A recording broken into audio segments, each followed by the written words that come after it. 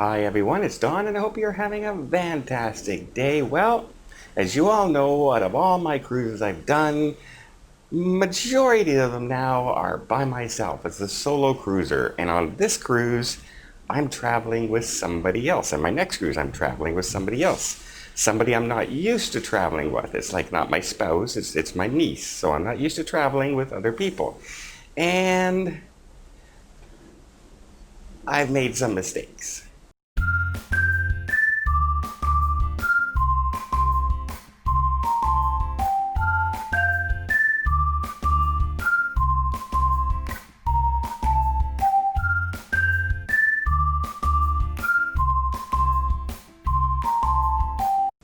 So first off, in case you're wondering, no, my niece and I get along fine. We get along great. That's not the issue. The issue is come up that it's been the timing of things. As a solo cruiser, I say, okay, I have to be ready at this time and I have to be, I'm up and I'm showered, I'm done this and I'm done in about 25 minutes and I'm ready to go.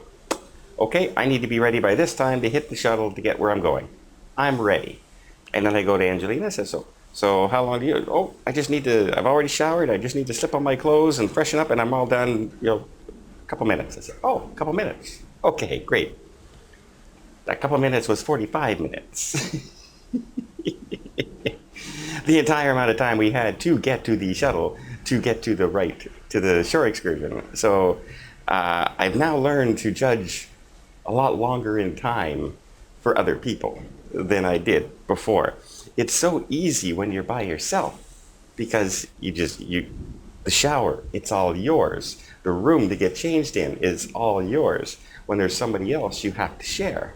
And you don't know how long they're going to take. You don't know if they can find everything they need to get ready to be on time for when you're going. You know your situation, but you don't know their situation. So, it might be a little closer when you're husband and wife or spouses or, best friends or people who travel together all the time. But when you're a solo cruiser and you're traveling with somebody you never traveled with before, it's a judging thing. And I judged it wrong. And so our first shore excursion was a simple one. It was to Princess Keys, and we were going to do the Stingray excursion, which I like to do every time I go there. So we were supposed to be there at 10 to 11. And by the time we got off the shuttle and off the buses, like the tenders, it was about 11:35. So very, very late. Luckily, the ladies there know me. I go all the time. And they were waving to me when I arrived. And then I explained that we missed this, blah, blah, and no problem. They put me in at the next group going through and joining them. But had I not known these ladies, or if it was full for some reason, or if it was a different type of excursion, we would have missed our first shore excursion.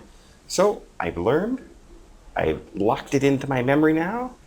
Take longer time than you expect. That's what happens when you're so used to traveling by yourself. You know exactly, boom, boom, let's go, boom, I know what I'm doing. I'm ready to go. When you're traveling with other people, it's not the same situation. You gotta wait. You gotta sit here and you gotta wait for them to get ready. So yeah,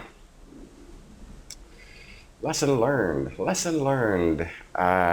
So I got a question for everybody else out there. Is it the same way for you guys? Because is it the same for a husband and wife that the timing can be off? Or do you guys know each other so well, well, if she says 10 minutes, she means 30 minutes. Or if he says he can get his camera gear ready in 15 minutes, it's going to be a half hour. That sort of thing, Is it down to that timing? Or is it sitting there waiting as the clock ticks away and you get later and later? Well, let me know what you think down below. I'm very curious now that I'm sailing with somebody for the first time in a long time, because I may have some cruises coming up where I'm bringing other people. I don't know my feelings yet. Well, let me know what you think down below, and until next time, guys, have yourself a safe and a great vacation.